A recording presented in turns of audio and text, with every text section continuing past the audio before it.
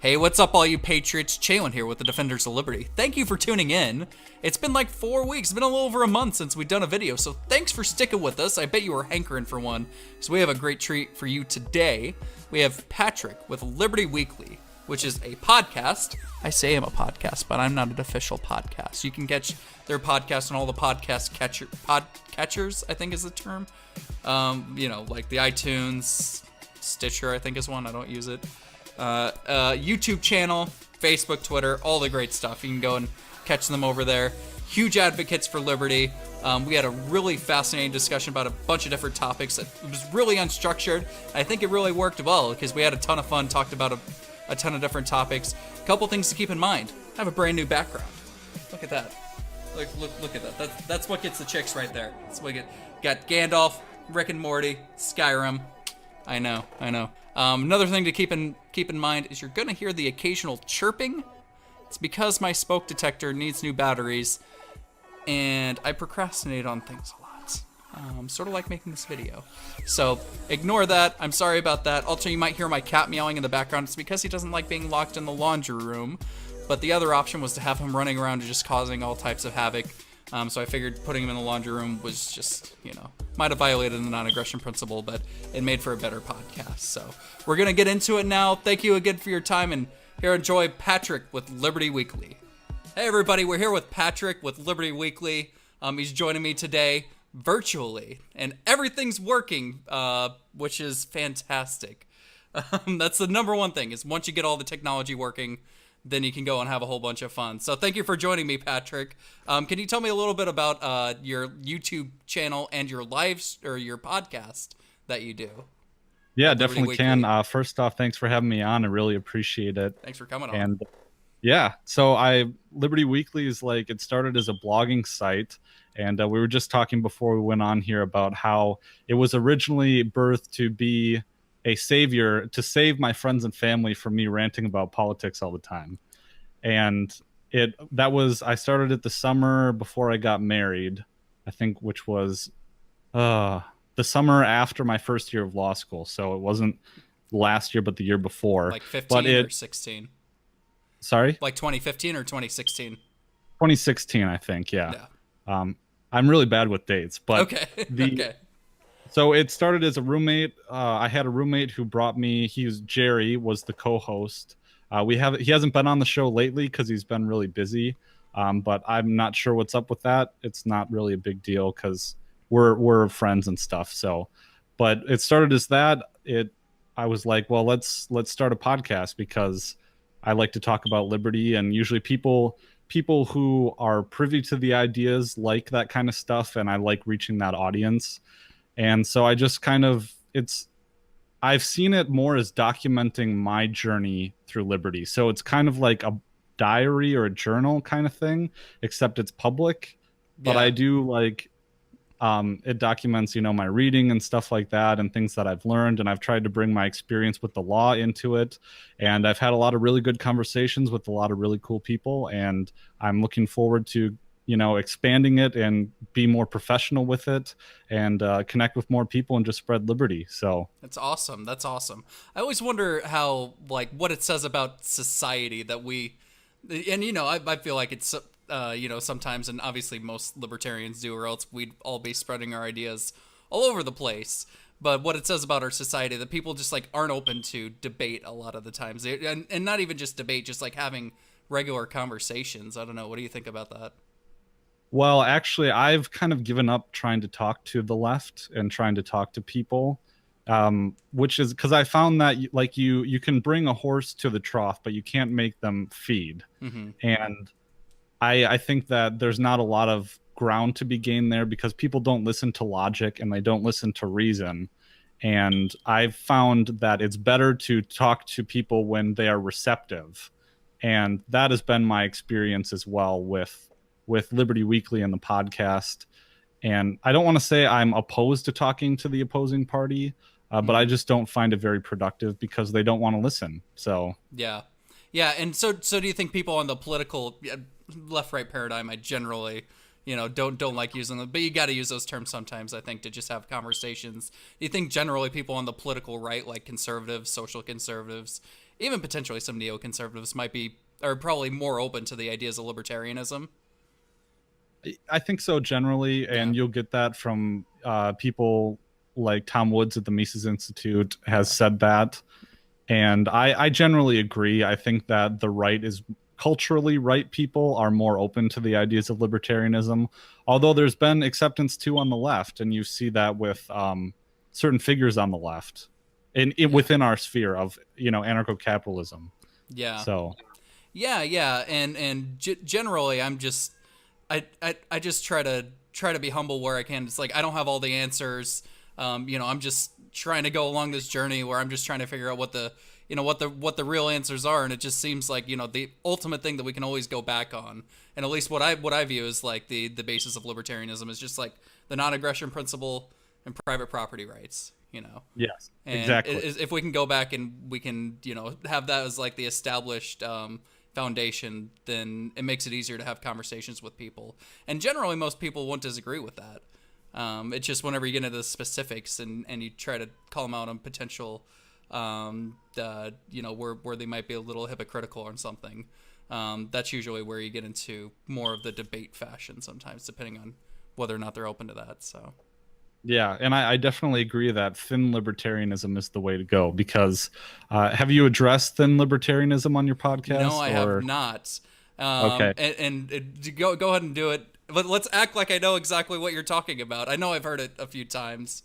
Yeah, so I think thin I know what it is. libertarianism is the idea that libertarianism is just about non-aggression and private property rights. Right. And there's nothing else that you can attach to that like a barnacle.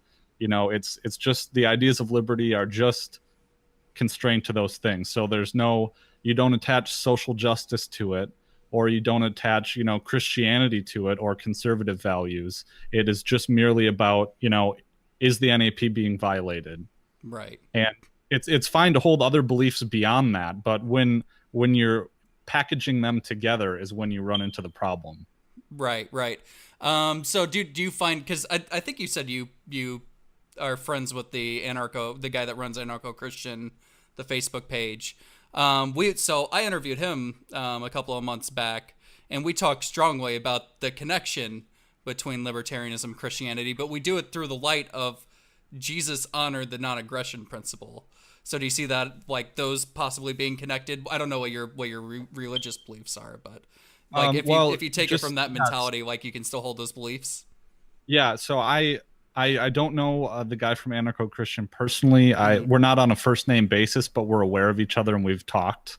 I wanted to get him on the show actually, but I was raised Lutheran, and I wouldn't identify as being a Christian. I do believe in a higher power in a sense, and that is not set in stone for me yet, but I do believe that there has to be something after death. I think it'd be stupid and pointless if there wasn't. Yeah. Whether that's God or whatever that means, but I don't have a problem with that actually. And I think that if you can speak the NAP on terms that maybe your average Christian would understand, I don't think there's a problem. Yeah, exactly. And I think that's one of the biggest things that, a big portion of generally evangelical type Christians just aren't open to some of the principles because of personal beliefs or something. But you probably see it more as like, you could still be a non-Christian and be a libertarian.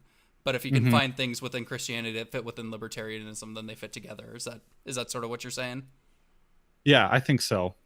Yeah. And you should definitely reach out to him. I'm pretty sure he would love to be on your podcast as well. Oh yeah, definitely. Yeah.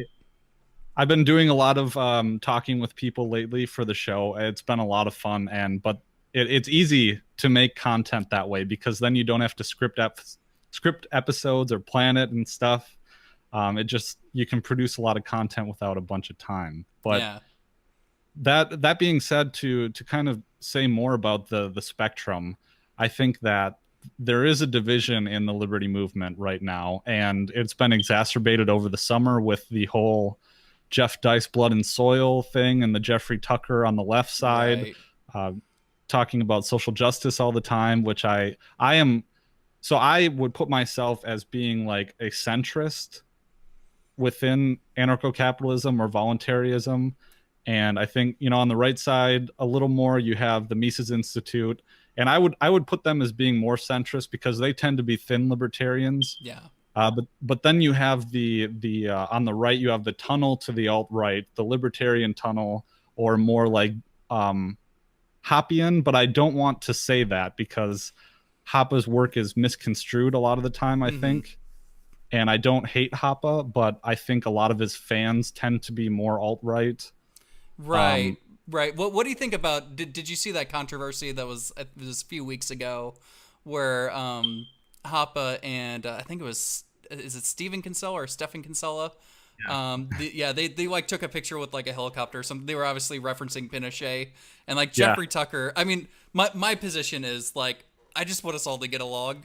Like if we're pushing the needle in the right direction, I just want us to get along. Like why are we, But I mean, I think that it's reasonable to call people out if you think that they're being, ideologically inconsistent or something like that. And then we can have, we can have a discussion about that in a rational way. But just like it's like we're in the fourth grade, and Jeffrey Tucker comes out, and I still love the guy. Don't get me wrong, I love Jeffrey Tucker, but he comes out like, oh, what the heck did he say? He was like, oh, well, I don't think that it's funny to talk about, political violence in that way and make it a joke. It's like, okay. Pretty sure I could go somewhere back in your past and find you. Well, and then I saw his new book is something about about the alt-right or something, and it shows it's like a picture of a bunch of stick figures like falling down a staircase or something. And I like tweeted it. Nobody looked at it, but I like tweeted it like, well, isn't that political violence on the front cover of your thing? I just don't. I think it's like so. Trying to virtue signal. I just don't think it's even right. Like, can't we all just get along? It's just a joke, right? And this, sorry. No, I was just gonna say if you agree, and if you disagree, that's fine too. No, I don't, and I think it's better when we're getting along. I do have respect for Jeffrey Tucker, but I disagree with where he. I think when it comes to these divisions, it depends on how people come to liberty. And I think more culturally left people they come to their decision making in a different way than people who are culturally right. And there's different things that matter to them. I'd say on the right, you get the more conservative family units, the traditional family units, and you have the community building that is maybe more religious focused around conservative values. And then people on the left, I would say, would be more individualistic. I don't really understand the culturally left because I'm not culturally left, but maybe you could speak. I definitely came from conservative, big time neoconservative, big time, in high school, John McCain fan, big George Bush fan, stuff like that. So, I didn't come from the left whatsoever, but yeah, there are some strains of individualism, but dude, you probably see individualism connected with libertarianism. I do, and that's why I hesitate to say that either the right or the left are more individualistic. Right. Yeah, I think you're right. And I think it can go both ways but of course, generally the right and the left, they're going to have their little pet issues, except for war. Whatever their president gets in, they're going to love war regardless of who it is. But it's going to be the left loves the welfare state. And I mean, it is generally the right loves the warfare state, but of course, recently the left has loved the warfare state as well. But the way I see it is, like, I think it's okay to have the discussions, like, hey, I don't think that this person's, I think this person is wrong on this issue. Let's try and fix that. Let's try and get it, because we're all trying to figure out what the truth is. Like, I think we all have best intentions. But as far as, we're the best way to go out and market ourselves. Maybe there's probably more people on the political right that are open to libertarianism, but if it's like a net benefit of somebody going on to the political left and bringing more people into the liberty movement, I don't really have that much of a problem with it, as long as they're not trying to water down the ideology or anything like that, which maybe they do sometimes. Generally where people disagree on would be tactics, right? And I think because the big issue is the immigration or the borders issue. Ooh, I'm gonna have a guy to talk, because that's a tough issue for me. It is a tough issue for me. I'm gonna have a guy on that knows a lot about it to talk about it sometime. Yeah, exactly. And I've come down more on, even though I'm culturally right and I'd consider myself more of a right libertarian, I've come down on the open borders, but private borders, private property Right. Yeah. side. And I mean, that's a whole can of worms, and you'll Yeah. get people that will be so vicious. And I don't want to get into that. Excuse me. That's Sorry, I hit fine. my boom. That's I don't fine. want to get into that vicious sphere. I want to have real good conversations about it. Yeah, yeah, it's such a tough issue. And I do think that there are some legitimate concerns from like maybe like Lou Rockwell type of a Hmm. mentality, which is like we don't want people to come over here and overwhelm the welfare state. Yes. If we're just coming over here and giving them stuff, like that's not the right solution. And Yeah. in part, I think that that's legitimate, but especially people on the political right today, generally immigration isn't a like welfare state mentality. It's like an anti-trade mentality. It's like a hey, protect our jobs, enact tariffs type mentality. Like it's connected in the same way. In which case, I disagree with it. But Yeah. I do sort of wonder like we don't say that about people that are overweight. Like people that are overweight are such a burden on the healthcare system and the welfare state today. But we don't Yeah. say like, we shouldn't allow people to be overweight because we have the welfare state. Like that would be horrible for any libertarian to say that. So I'm not sure it's the best argument. And also, I think that there's a lot of data can go both ways, obviously, but it seems like the majority of the data just shows that the burden of the welfare state is taken up by Americans, Mm. not immigrants. But yeah, it's still overall just a tough issue, though. I think. It is, and I understand the closed borders advocate. I understand that way of thinking because Yeah. that was my standpoint until I Oh started yeah. the show. Oh yeah. Yeah, and then I changed my mind through talking to people, Yeah. and so yeah, it's definitely a divisive issue. Yeah. Definitely. Definitely. And I'm still, and maybe you're I want to get what your take is on this. I guess it's still like I still love America, the Mm. country, not the government. I love the country. And so it's like I still like the mentality that there's plenty of people that are like, hey, that's a great country. I want to go move there. And Yeah. it seems like that's something we should be encouraging. And conservatives usually say like, yeah, that's great stuff. We want more people to come here, unless if they're from Mexico. Yeah. I Well, don't and I know. think generally speaking, it's nice to live in the empire. It's you Yeah, you would want to live in the Roman Empire. Uh, that's a good point. but when it comes to that, I think Adam Kokesh had a Veterans Day post just recently, and he phrased it very, very well. Is that Hmm. because I think it's easy to slip into the screw America side, and I know a lot of maybe leftist ANCAPs would agree with that sentiment, and I've held those beliefs too. But it's what you should really love what this country was founded upon, the ideals Yeah, and the principles. But it's tough because that gets so wrapped up in statism. it And does. It does. And I still try to give tons of credit to the founding documents, to the Constitution, especially the Declaration of Independence, where it's due. Because even though they're not perfect, I think that they, compared to everything else in the history of the planet, like it got close. It got somewhat relatively close. It doesn't mean that it's perfect and that we should deify it, but I think we should still try to rectify whatever wrongs are within these documents and within the founding of this country. But I think it's pretty dang close compared to anything else that's existed in history. yeah, and that's the struggle too, is that, well, I've been real critical of the Constitution recently because I Hmm. would come down as being, and I had an episode about this, but I can't remember the episode number. It was either 26 or 27 or 28. Yeah. But I kind of took apart the Constitution from a legal standpoint, and I said, but it is good to look to the Constitution and look to the Declaration of Independence and be like, wow, this is a supreme accomplishment in the history of the world. We for once we have a document that at least talks about our principles, the Right. principles of limited government, of liberty, and the individual. And I wish it would have worked better.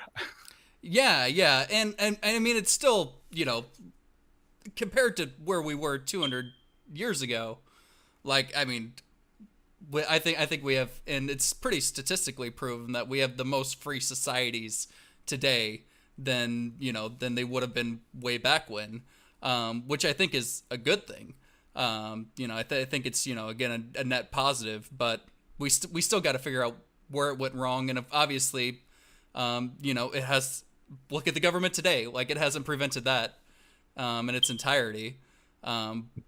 But yeah, I think overall, compared to what existed before, I think I still got to give it a good old thumbs up. Good old thumbs up, especially I agree, because we're sitting here talking, you're in Arizona and I'm up here in Minnesota, right, and all this innovation that has been able to happen. And I think that you could even make the argument that it's from. So are you a full-fledged Rothbardian? So I just like to just simplify it just as libertarian, because that's something that most people can wrap their heads around. And Okay, so yeah. I just figure, voluntary exchange, private property, and the non-aggression principle. Like, I take that pretty seriously. So you can derive from that whatever, whatever you want. But yeah, I think Rothbard, from all the stuff that I've read of him, I haven't read everything. I probably haven't even read nearly enough. I've read probably very, very small amounts. Yeah. But yeah, fantastic stuff. Of course, the anti-Rothbard people will be like, "But he said that you should be able to sell your child," and I'm like, I don't have a good response to that yet. I don't know if there is a good response to that, but Yeah. Well, so we can't just dictate or dismiss everything else that he said. Yeah, exactly. Oh, okay. So let's throw it out. Right? But what I was gonna say is that there's a point to be made that it's actually bad, or that because, and this is what converted me from being believing in minarchy, because that's Right. what I used to be, Yeah. to push me over the edge to believing in a stateless society, was the realization that even the American Revolution was the most ideologically pure and set revolution. I mean, they believed in libertarianism. They were classical liberals. They created the smallest state in existence to that point, and it ended up being the biggest government in the history of the world. And I Right. think that's what we have. And but although it was starting from that limited government, allowed free enterprise to create this monstrosity that the government then hijacked and took over. But the monstrosity is positive because it's free enterprise capitalism, and now we have all these awesome gadgets and stuff. I know. Exactly. So it's always, and I think it's just got to be something within human nature where there's that, like, catch-22. And Yeah. the reason I think I do give so much credit is because it is like these awesome gadgets and stuff, but it's also like the greatest standard of living. Yes, Like, people are like, if you live to 80, and people are still sad, whenever you are on your deathbed dying at 80, which it's sad, but it's like, you lived 45 years longer than the vast majority of humans that have ever lived on this planet. Like, Yeah. I mean, that's something to celebrate right there. I think it's a huge accomplishment of, the human condition, that we have more people are dying now of eating too much than too little. Just stuff Yeah. like that. The human condition is flourishing. And of course, it's not because of government or the United States government. It's because of the lack of government and because of free enterprise. And I think that's just great stuff. So. Mm-hmm. Yeah, and I don't want to be, because I'm not an America hater, because I would rather live here than anywhere else, Oh, at yeah. least the way it is currently, Absolutely. And look, I mean, Yeah. look, I got my American flags down on the bottom. I got my Yeah. American flags down on the bottom. I still got that stuff. Of course, I do it because I think it represents liberty, and I think it represents the individual. And, the American, the idea of America was against the king, it was against the government. And, of course, 200 years later, you're Yeah. right. It's just this really weird thing. I think I need to figure out a way to, like, narrow it down so that it's easier to say, but it's just like something cyclical that exists within humans. I know people have done it before. Like, I think there's, like, the book, like, The Fourth Turning or something like that, that talks about, the cyclical nature of human generations. But I got to figure out a way to narrow it down to make it more simplified. But Yeah, people are weird. People are weird. Like Yeah, just they accept are. liberty, people. Like, hey, I'm looking at you right now. Liberty's good. Just take it. Just take it. Right. So. Yeah, I was in a big long Facebook argument today and yesterday Oh, with that someone sounds who was fun. of the Bernie persuasion. Oh, that sounds so much fun. I said in Yeah, it was. sarcasm. Yeah, but Did I've and did one anything thing that positive I've. come from it? I'm sorry. Did anything positive come from it? No, No. Okay. Okay. it's. I hate. I mean, I hate. I have a love-hate relationship with social media because it's toxic, and I think that it's destroying people's psyche. Um, just it's like drugs. It's like being addicted to drugs, and it just takes. And you get very negative, and then you're always comparing your life to other people's lives, Right. and I just don't think it's positive for people. Yeah. You mean overall? Yeah, I do. Yeah. It's. I think it's another one of those catch-22s from my perspective, because there is all that negativity and people that that people just, there's either like the person that's just depressing the entire time and they just want attention or whatever, yeah, or the vast majority of people that are like, look at us on our vacation selfie. But it's yeah, like they're not recording their arguments that they had earlier that day or whatever other bad stuff is going on in their life. So you look at that and you're just like, these people have perfect lives. Why don't I have a perfect life? So there is yeah, that sort of bad side, but it's also like people across the world, it makes it so much easier to communicate and become friends with people that you never would have been able to otherwise, and for families to stay in touch, and so there's benefits there as well. yeah, But yeah, it's all tough stuff. Twitter is the only time I've gotten into arguments in the last couple of years. Back yeah. when the Antifa stuff was going on, and I would just occasionally go and not be smart and just wasted hours of time just trying to logic these people into nothing. Yeah, Just exactly. hours down the drain. Yeah, and now you have 280 characters. I really like that, though. I saw that earlier this week. You like being able to write more. Yeah, I do. Yeah, Oh yeah. yeah. I wonder if that. Do you know the reason Twitter decided to do that? I have no idea. Because Could have been popular demand. maybe. I don't know. Yeah, maybe. Because a lot of people would start doing the thing where they would be like, tweet 1 of 4. I don't know if they type it up ahead of time or something and figure it out, but Yeah. I wonder if it was something along those lines. But it seemed like the reason that they succeeded was because everything was so concise. Mm-hmm. Um, The headlines. I mean, like essentially what today now is in mass communication is just boiled down to headlines. And Yeah. I don't know how that bodes. I'm not a psychologist, and I don't do sociology in my content, so it's a question mark. yeah. And people would naturally, especially like the old people would be like, all these kids don't have the attention span like we used to back in the day. Yeah. That, I mean, maybe to an extent that's right, but it's also like you're able to get so much information so quickly, Yeah. because of these mediums. So Like, I mean, yeah, like you said, there could be some truth to it. And I'm like, my co-host Jerry would always say that the older generations always crap on the younger generations. yeah, And I think that's true, but I think that also kind of detracts from the point that things are different, and Yeah. it might not be positive. That's true. No, that's definitely true. I still do. If I have to pick one side or the other, I don't think that any of these generations are necessarily better or worse. I could make some arguments, and I generally Yeah. say we're better. But Yeah. so I need to do a video on this. I wrote like a blog post a couple of years ago on, or maybe it was a year ago, on the concept of juvenoia. It's actually something I found out about. Have you ever heard of the YouTube channel Vsauce? No, He's I like haven't. he's like this guy that just does like these interesting science videos, and I just get fascinated and just watch the heck out of them. But it's again, it's just a thing where each generation will always say like, oh, we had it way better, and all these crazy kids nowadays, they don't know what they're doing, and they're destroying the world. And it's something, and you can find evidence of it happening hundreds of years ago. And the kid, like, they'll be like, oh, these kids today always look at their phones, But he takes this quote, and I'm gonna completely butcher it, so I'll just summarize it.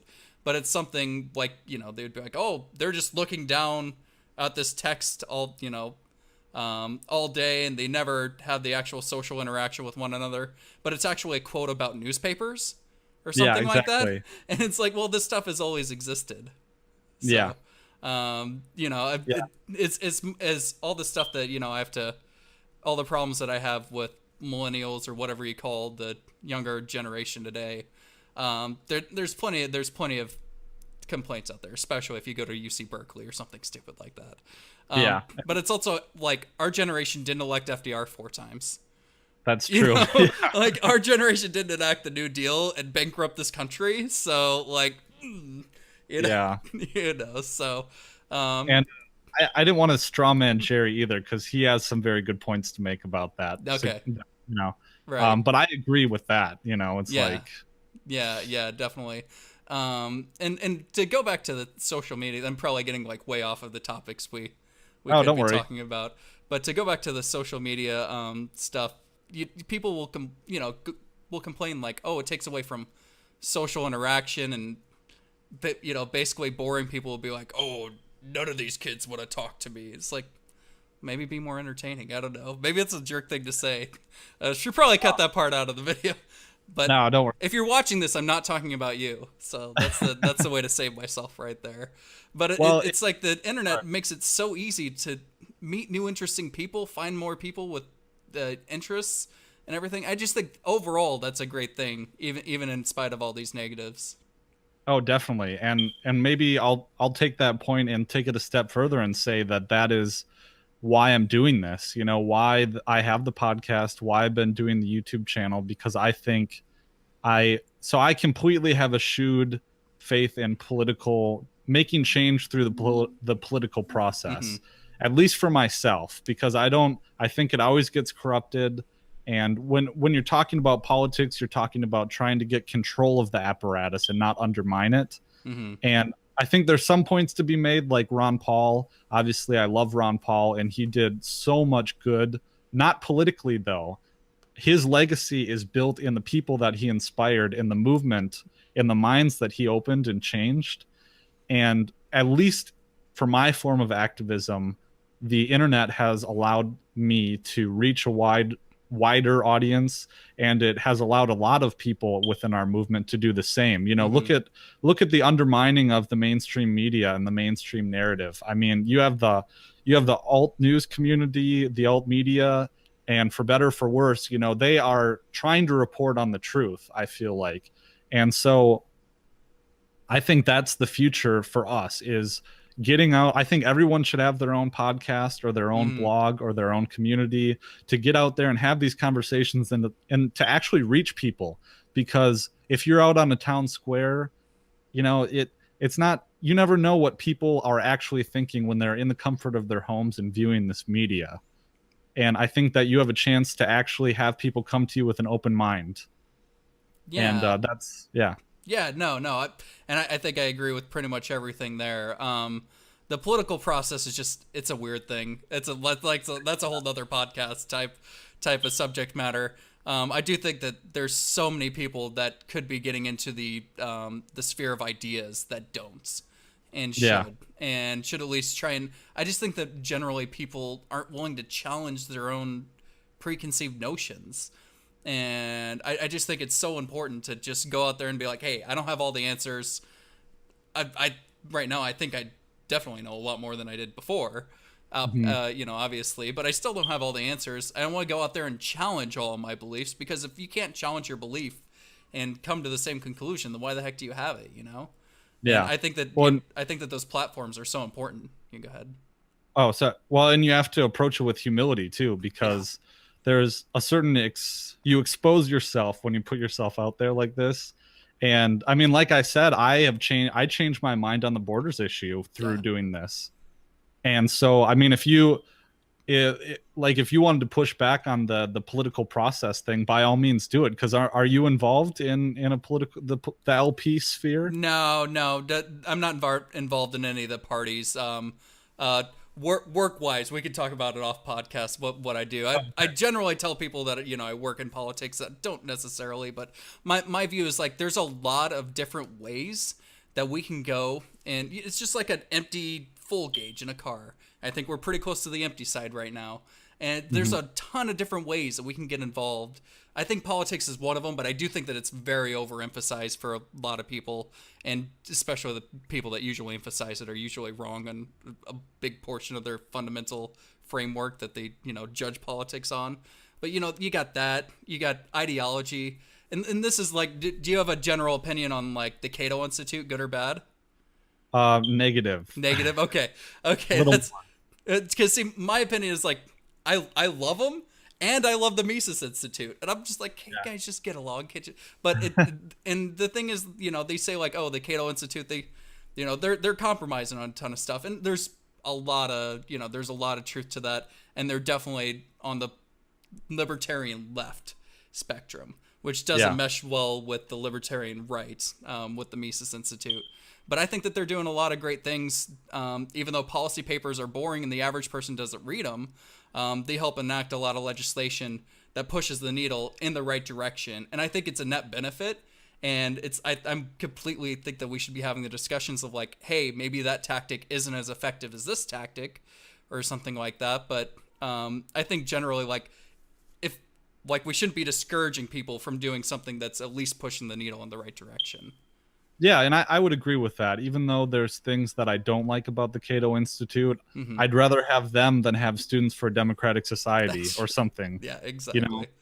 So I wouldn't I wouldn't condemn the Cato Institute, and I would get along with people that do stuff with them too. Yeah, yep. Yeah, and everybody I've met there is I think they're bunch of really really nice people. They're generally more along like the cool kid hipster crowd that I just like. I don't mesh, I wasn't ever a cool kid, this is my set. We're both spending our Saturdays hanging out, doing a podcast, talking about politics. Like, this is my life, and I'm totally cool with that. But, that's generally the vibe that I get from, a lot of that on the libertarian left type spectrum, which is fine. And maybe that's one of the big reasons, just there's a ton of personality clashes. I don't know. I just want everybody to get along, and I know it's like super naive to think that, but I just do, No, you're right though, because and that has kind of been a theme for me because I don't want us to fight. I was actually kind of depressed over the summer with people calling out Jeff Dice specifically because I'm a big fan of Jeff Dice. Oh yeah, I love, and I always say the Mises Institute is one of my favorite organizations out there. There's very few that I think are doing a better job. It's just, they're out there in the realm of ideas. And I think that's an incredibly important realm to be activated in. I think it's extremely useful to go out there and like say, okay, what does an actual free stateless society look like? I think that's fantastic. Even though we're pretty much light years away from it, I think it's always important to have like the end goal in mind. And so I think that they're fantastic. I'm sort of vague. I sort of don't remember exactly what that controversy was. It was something about they were accusing him of being alt-right or something. I can't remember. Yeah, there was a speech that he gave to a conference in South America, and the audio got out, or the transcript of the speech got out, and he was saying that essentially there's things that he's against libertarian universalism, so he doesn't think that we should try and go to third world countries and try and create libertarian utopias there. I hate the word utopia. I'm sorry I used it, but so essentially he's saying that there's things that matter to other people beyond abstractions. He said that the things that matter to people are friends, family, and community, and that community can exist outside the state, but we need to talk to people within the realm that they understand. And I think that, people, if you ask any soldier why they fought and died in this war, they will tell you that it was for their friends next to them and that it was for their communities back home and keeping their families safe. They probably won't say that it was for freedom. Right.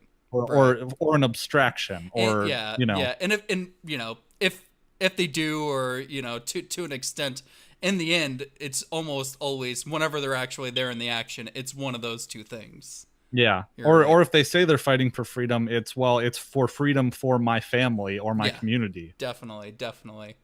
And at the end, he said, blood and soil matters to people. And I That think, that was it. Yeah, that yeah, was the comment that got him a lot of heat. yeah. And so I didn't. but my theory is that he was directly addressing a Jeffrey Tucker article that came out a month beforehand that was titled "Against Blood and Soil Libertarianism." Oh, And so so Tucker wrote it first. Tucker I wrote an article believe first. so. Okay. Yeah.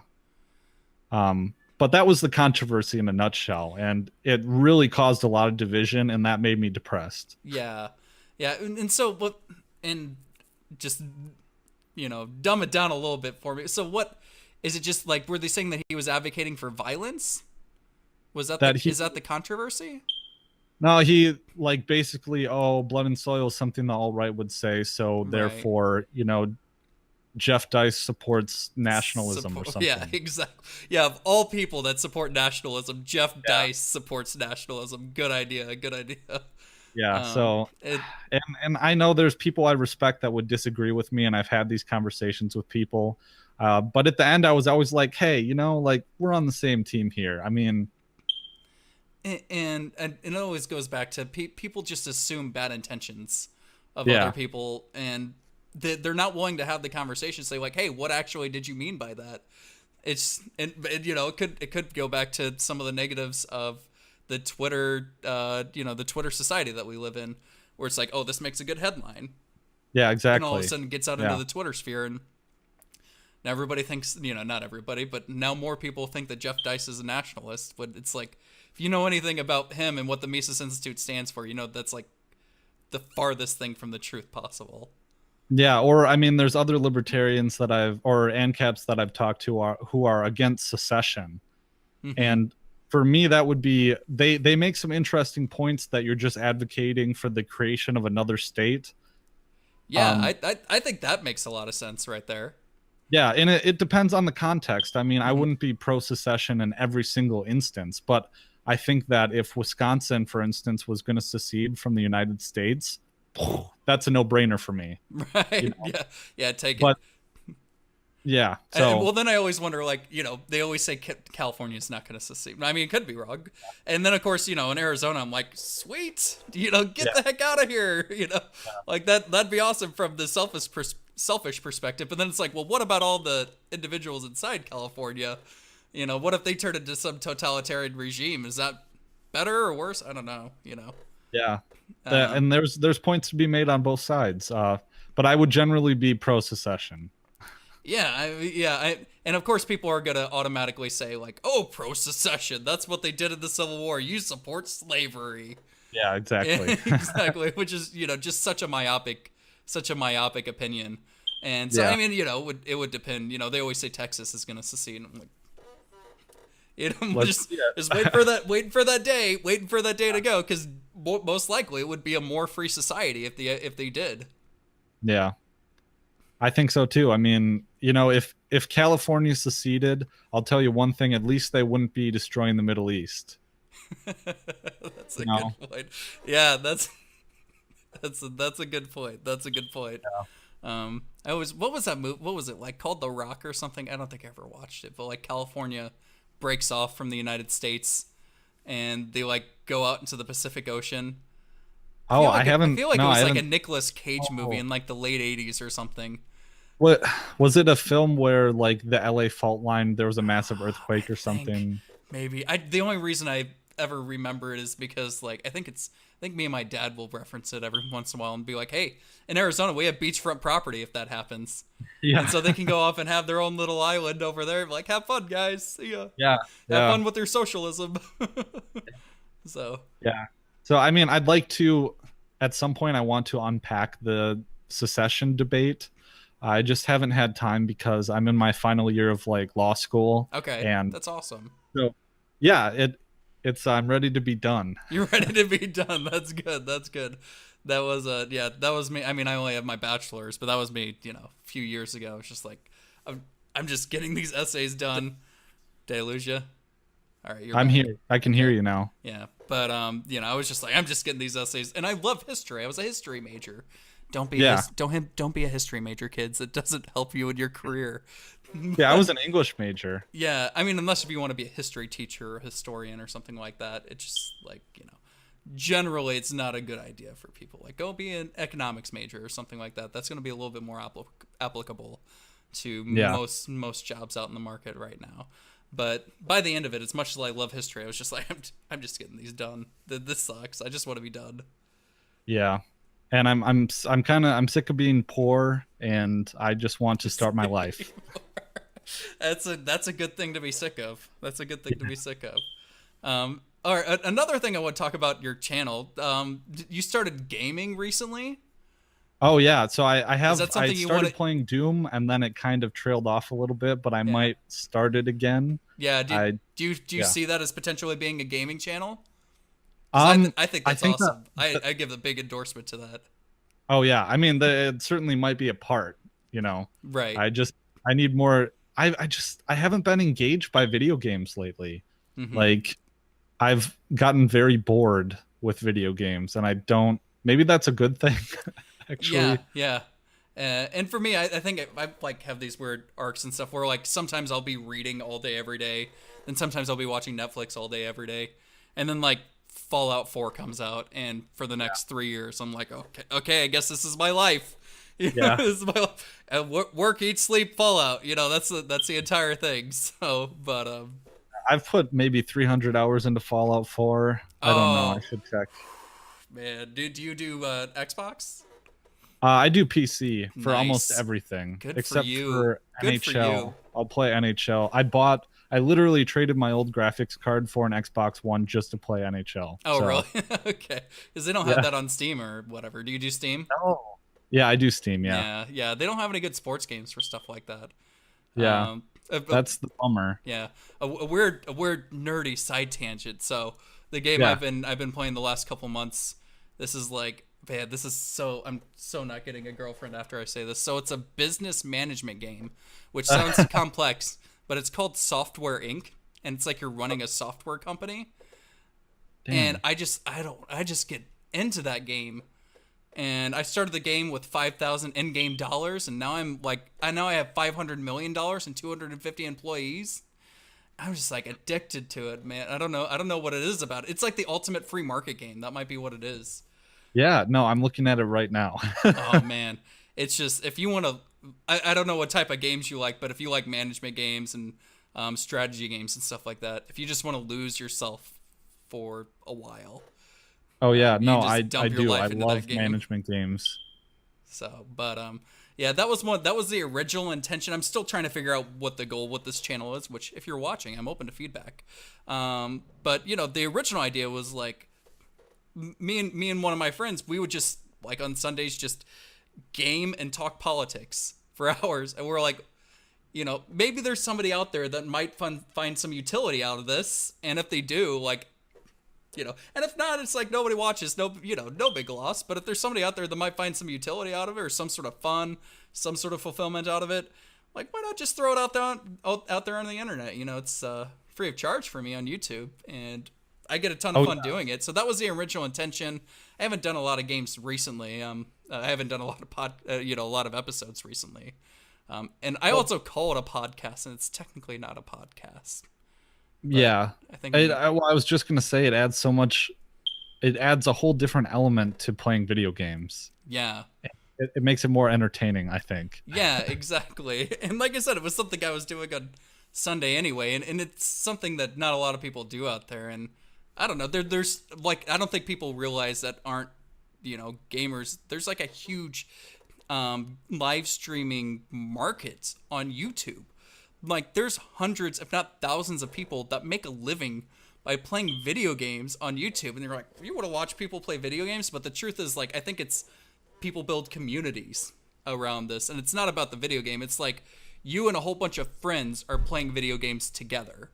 And that's really what it's about. And, like, I don't see why, we couldn't do that within the Liberty movement. And, it's worth a try. It's worth a try, I mean, you're trying to win the culture, and I don't know if you listen to Dave Smith at all. Part of the problem.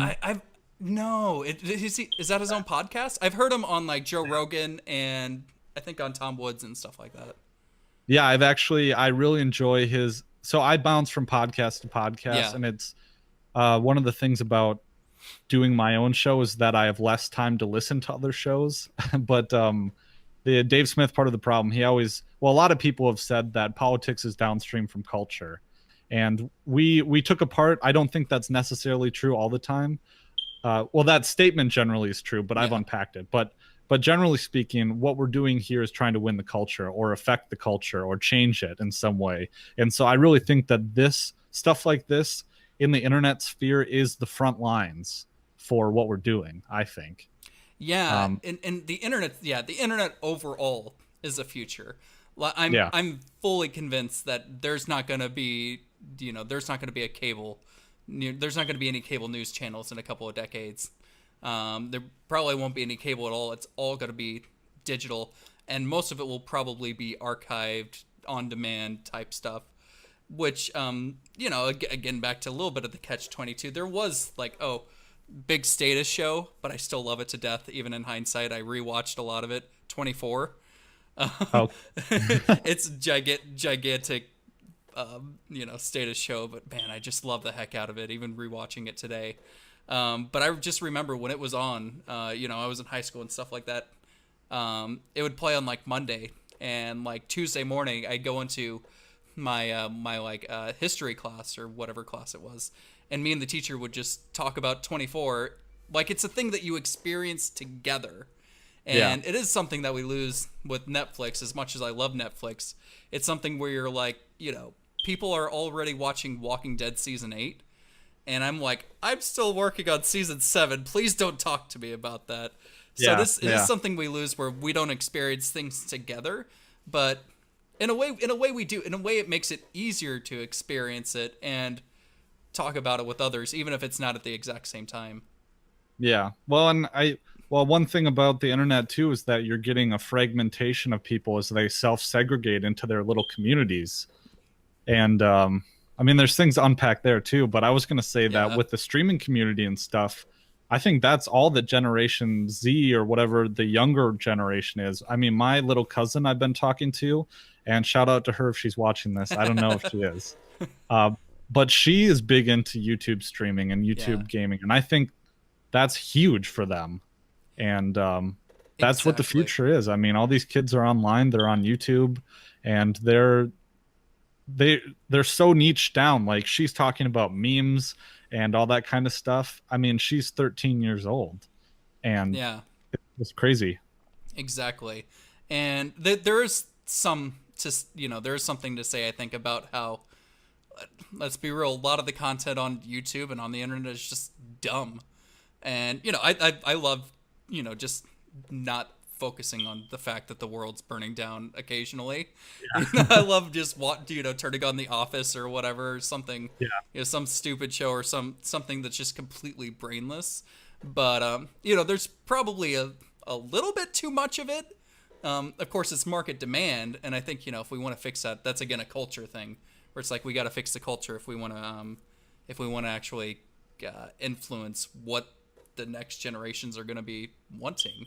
It's not going to be Fox News or MSNBC or CNN, It's going to be people like us, Exactly. Yeah. As a matter of fact, it's going to be us. Let's just be optimistic. Let's just be optimistic about it. I hate to use the phrase democratization, but it really is a empowerment of decentralization. I think it is. This emergence of the alternative media, or the fact that, I mean, there's people like Styx Hexenhammer 666, who is he's a commentator, just normal people who have put themselves out there and built media empires.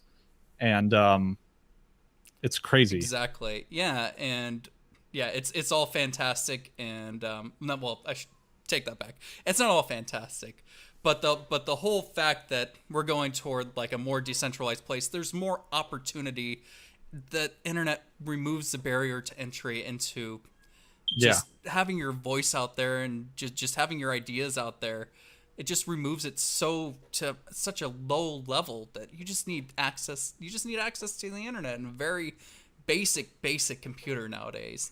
And I think we're just going to get more and more ideas out there, and that's only going to benefit society in the long run. I think so too. Yeah. Yeah. Awesome. Well, do you have anything else that you wanted to talk about before we got out of here? Oh, I mean, there's so much to talk about. There's so much to talk about. Yeah, I'd probably just give one last plug. I always, whenever I do things, I get caught up in the moment that like, oh, we're live, we're broadcasting, and then part of my mind goes blank. But it's the website is libertyweekly.net, where you can find most of my material. I'm also on Facebook, Twitter, Minds, Steemit, Gab. I'm on everything. It's mostly the tag is at Liberty Weekly. So Facebook.com/Liberty Weekly, YouTube.com/Liberty Weekly. So that's where you can find my content. Awesome. And be sure to send that to me, and I'm going to link it all down in the description if you're watching this on YouTube right now. Yeah, and also, why don't you give a plug too, Chanlon, for your material, because I'm going to take this and use it as an episode of my show as well. Rock, man. Yeah. If you're actually taking the actual video, you'll see down here it says the Defenders of Liberty. It's TDOL podcast, or at TDOL podcast on Twitter, / the Defenders of Liberty on Facebook, and just go. I think that tiny URL for the YouTube is gone. I should fix that. But you can just type in the Defenders of Liberty and on YouTube, and we'll pop up. Eventually, I'm actually going to make it an official podcast. Are you on any podcast catchers like iTunes or anything? Yeah, I'm on all of them. And also, I need to mention the Libertarian Union, which I'm sure if you start your podcast, you'll be welcome into our ranks. Ooh, but that sounds contradictory. I know, right? Yeah. That's what we get from everyone. It's I think it was the name is just that Daniel from the Actual Anarchy podcast had the URL he had already bought called Libertarian Union. And so, I mean, it's a loose confederation of podcasts. Okay. And you're free to secede anytime you want. Man, I'm excited. I just need to figure out how to actually get that iTunes thing to work, because I looked at it for 35 seconds and couldn't figure it out. And I'm like, back to YouTube. Yeah, I mean, I could send you some info if you need to. I'd appreciate that. So stay tuned. These are going to be actual podcasts someday. Yeah. Yep. It's a whole lot of fun. Like I said, I could hook you up with that. But Libertarian Union is a group of about 8 podcasts now, and we're all at libertarianunion.com. And we help each other out. We appear on each other's shows, but the main idea is to share audience, and so that we can give exposure to other people. And it's been a lot of fun. We just did a show the other night. Should be up here pretty soon. But yeah, that's awesome. Well, thank you again for coming on the show, and maybe we'll talk again sometime. I'm looking forward to it. I'm definitely gonna look into that. Maybe they'll let me in. Maybe if I can meet the threshold of whatever the requirements are. Is there like a blood sacrifice or anything? No, because I'm down. Oh, I mean, no, I'm not down. I take that back. No. Well, it's me and Daniel pretty much, and Kenny the Wizard from Wizardly Wisdom podcast. I haven't heard of any of these. I'm gonna have to check them all out. Yeah, no, I'll send you the link. We're all kind of in it together. Hey guys, thank you for watching. That was a ton of fun. We talked about a bunch of stuff I wasn't even preparing for, but I'm glad that we did, because I just think it was fascinating. We're probably gonna have this guy on again, and he invited me on his show, so keep your eye out for that. I'll definitely keep you tuned in, but definitely catch his YouTube, Facebook, Twitter, everything that he talked about, everything that he plugged, the website. It's gonna be linked in the description below. So thank you for watching this episode of the Defenders of Liberty, and we'll catch you next time for more Defenders of Liberty. Gosh, outros are hard. Not easy.